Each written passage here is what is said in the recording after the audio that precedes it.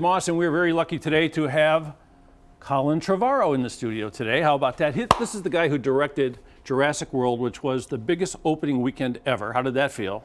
It felt great for a moment until Star Wars beat us 6 months later. But well, there was a moment. So are you still in the top four, though, top grossers? We are the highest grossing summer movie of all time. There you go. You can always find a great thing there, right? Yeah. And he is co-writing and ready to direct Star Wars 9, which is that's crazy, isn't it? You were you born when the first movie came out? I wasn't. I was born in 1976. Came out in '77. And so it was my childhood. I played with all those action figures in the dirt and the snow and ran them into the ground. So that's terrific. So the deal is he's got a brand new movie. It's going to open in a week, I think, or the 21st, is that it? Opens June 16th. June 16th. Terrific movie, The Book of Henry. We're going to talk about that during the show. But also, he went to culinary school, is that right? Like, you're a food guy? I did. I went to NYU, but they have a little hospitality school there, so I took a lot of culinary arts classes, culinary science. So that's how you avoided eating ramen all the time as a student. Exactly. I cook for myself. Yeah. So there you go. So anyway, we're talking about, he wanted to cook on the show a little bit, so he's going to make a vinaigrette here, and this vinaigrette is going to be a citrus vinaigrette. So he's going to combine some orange juice, some lemon juice, salt and pepper, and a little olive oil, and go at it. Sure, I'll go at it. You go at it, and we got a little shallot too. We're going to dice up, and this salad is a cold salad, and you use shredded Brussels sprouts, the hated, dreaded Brussels sprout. When we were kids, man, nobody liked these things, but all of a sudden they're popular now because people sort of learn how to cook them. And of course, everyone's talking about being healthy now. Speaking of healthy, so what I'm doing is I'm shredding these Brussels sprouts on this mandolin, and you have to be careful because if you're not careful, you'll end up with extra protein in the salad. Oh yeah? The tips of your fingers. Yeah, fair enough. Yeah, so some people, what they do so that doesn't happen is they stick a fork in here, and then they do it like this. But because I'm half crazy and I just want to get it done, I didn't do it like that. So here's what we got going on. I've got about 1.5 pounds of these babies. Let's move this out of here while you do that. So he's mincing up a shallot. Shallot is a great thing. Like a lot of people know what onions are, they know what garlic is, but they don't use shallots a lot. And shallots are a little sweeter than an onion and garlic, but they have a little bit of a personality like garlic. So they're very cool. So here we go. We've got 1.5 pounds of these shredded up. And we're going to put some almonds in here, about a cup of almonds. This is a great salad. How's that sound? I love that sound. It sounds like a raptor running through the jungle. It does. Hey, so The Book of Henry, terrific film. You say it only cost you $10 million to make it. Only $10 million. Only $10 million. Only $10 million. But what did it cost to make Jurassic World? About $150 million. So there you go. So there's the big difference there.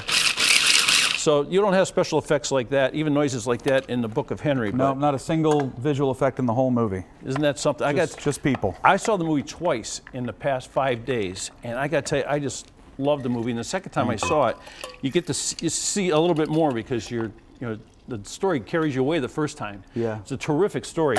Like for all you folks out there who like to go to the movies, but you don't like the movies you've been seeing lately, like all super, hero movies or, violent movies or maybe off-color movies. The Book of Henry is none of those things. It's just a great, great movie. Thank you so much, man. I appreciate it. Okay, so I put the almonds in with the Brussels sprouts. I'm going to put them in a salad bowl. It's a good start, right? Now, I heard complaints that this is way too healthy, so I took 6 or 7 pieces of bacon. I cooked them crisp. You put bacon in everything. You put bacon in everything. So we're going to throw the bacon in there too.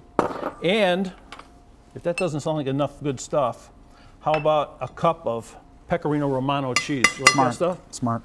So there you go. Put that in there. I'll save a little for put in later. Ooh, it sounds like you got it going, huh? Yeah.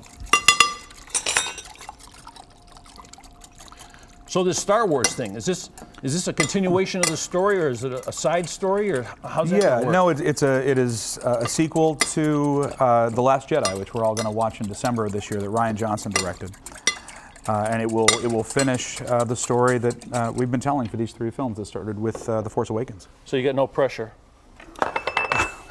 I try to cook in my spare time, which calms me down. That's terrific. Well, that looks good. So we got the dressing here. Let's see a time cue out there. How are we doing out there? We're down to a minute. What do you think of that, huh? We did all right. We're on time. We're not going to have to send this to the editor's room to cut.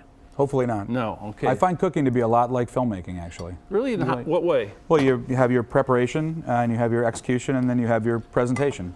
You got to make it look pretty in the end, Uh-oh. or no one's going to want to eat it.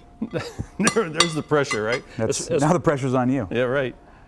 So we're going to put all that on there, I think. Well, we'll see what we can do about that. So we got the citrus flavors in there. We got the fresh Brussels sprouts. When I was a kid, the Brussels sprouts would come in a can, and you'd open them up, and the can would smell so bad. You know, That it's sounds like, awful. Yeah, living out, That's one of my favorite things is Brussels sprouts. We make it, put maple in it now, you make it taste delicious. Okay, let's see what happens here. Let's see if you like it. I think the dressing is going to be suspect myself. I feel like if this doesn't taste good, people aren't going to trust that my movie will be good. Oh, no. So this needs to taste good right Your now. movie is a proven thing. We were at the Cinemark Valley View last night with a big audience, and Colin was nice enough to talk to everybody afterwards, and people loved the movie. It really went well. It made me very happy to see people. Tell me what you think. This is for me to taste? This is for you to taste. Oh, that's great. It is? Worked out well. That's the key ingredient. It's the key ingredient. Oh, yeah. You can't go wrong with that. Like when you're making this thing, you go in there, you grab some once in a while, you taste it while you're cooking a little bit. Huh? It's just the quality of the cheese. That's really, I knew the minute that I had any level of success at all, the thing that I wanted to buy was the really good olive oil, like the $30 bottle of olive oil.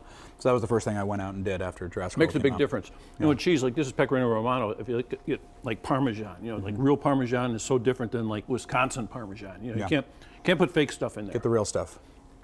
Okay, we're going to talk about movies later on.